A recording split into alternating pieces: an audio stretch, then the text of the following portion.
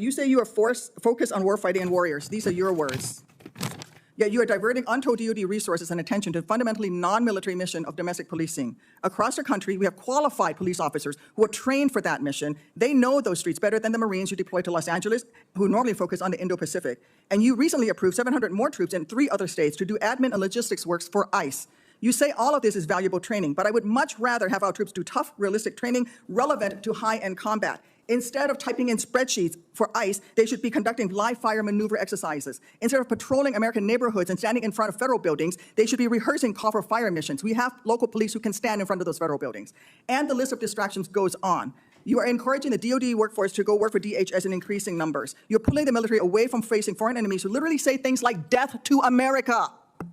And you're putting troops with weapons aimed at Americans. Mr. Secretary, let the military get back to its real job. Stop forcing them to do DHSs. And if you want to be DHS Secretary, maybe you can apply for that job when you're fired from this one due to your incompetence. This moment cuts straight to the heart of a growing crisis in American civil-military relations, and that's why it matters. What's unfolding is not just a heated Senate exchange or partisan theater. It's a warning about how easily the U.S. military can be pulled away from its constitutional purpose and redirected toward political goals at home.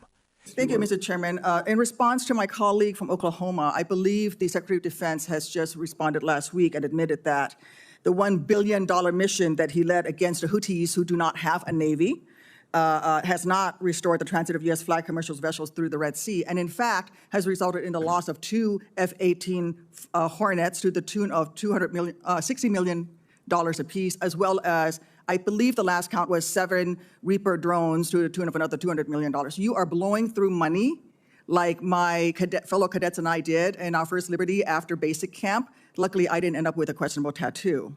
Your failures, Mr. Secretary, since you've taken office has been staggering.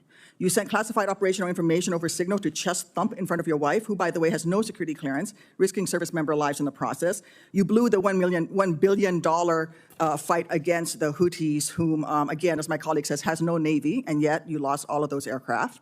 You've created such a hostile command environment that no one wants to serve as your chief of staff or work with you in other senior DoD leadership roles.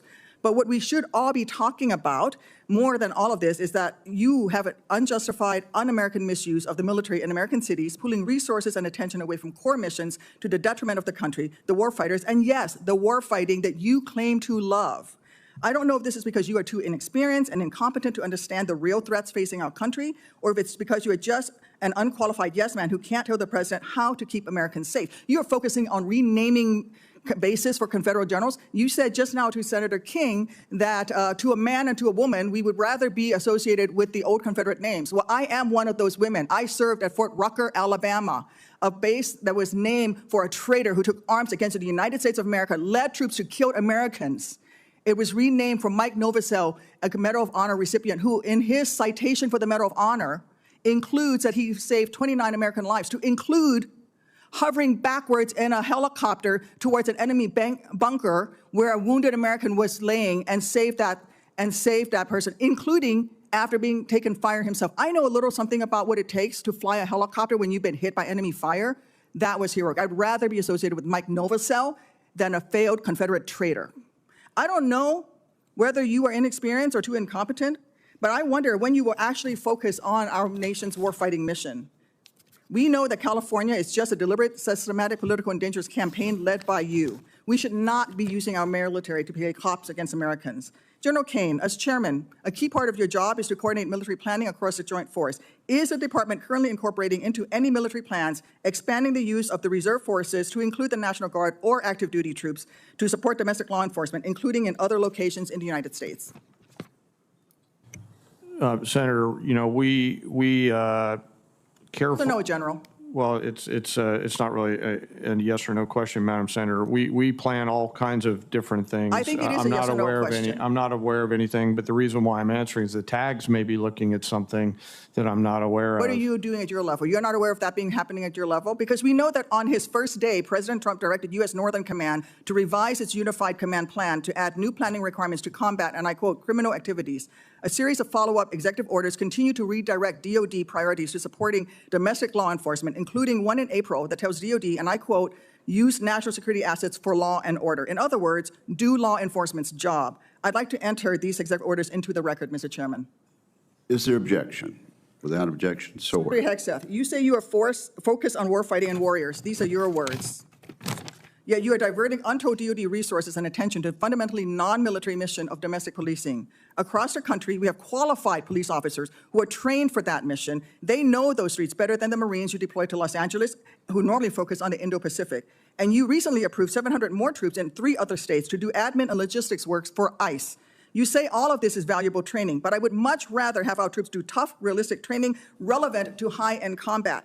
Instead of typing in spreadsheets for ICE, they should be conducting live fire maneuver exercises. Instead of patrolling American neighborhoods and standing in front of federal buildings, they should be rehearsing call for fire missions. We have local police who can stand in front of those federal buildings.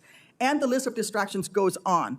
You are encouraging the DoD workforce to go work for DHS in increasing numbers. You're pulling the military away from facing foreign enemies who literally say things like death to America. And you're putting troops with weapons aimed at Americans.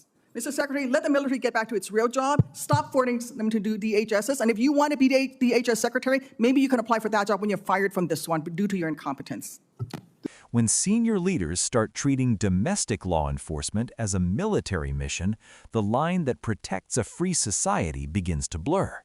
If you care about accountability, democracy, and where this country is headed, make sure you subscribe. At its core, this controversy is about priorities and competence. The Department of Defense exists to deter foreign threats, fight wars, and protect the nation from external enemies. When billions of dollars are spent on overseas operations that fail to achieve their objectives, and those failures are followed by the loss of advanced aircraft and equipment, it raises serious questions about leadership judgment. That concern deepens when, instead of correcting course, attention shifts to symbolic culture battles and domestic deployments that do nothing to improve military readiness. If you want serious conversations about national security instead of distractions, subscribe. What's especially troubling is the normalization of using troops for domestic policing roles. Soldiers are trained for combat, not crowd control or immigration paperwork.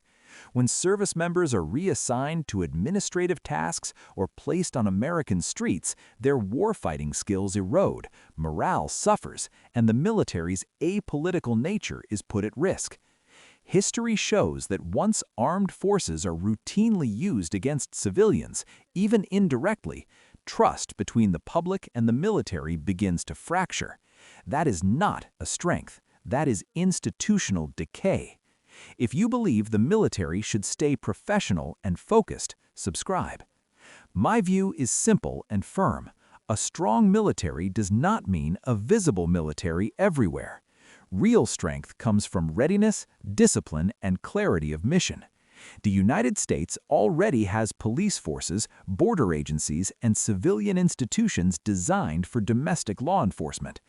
Dragging the military into those roles weakens all of them at once. Leaders who truly respect the troops protect them from political misuse, not throw them into situations that serve headlines instead of national defense. If you want clear-eyed analysis and no sugarcoating, subscribe.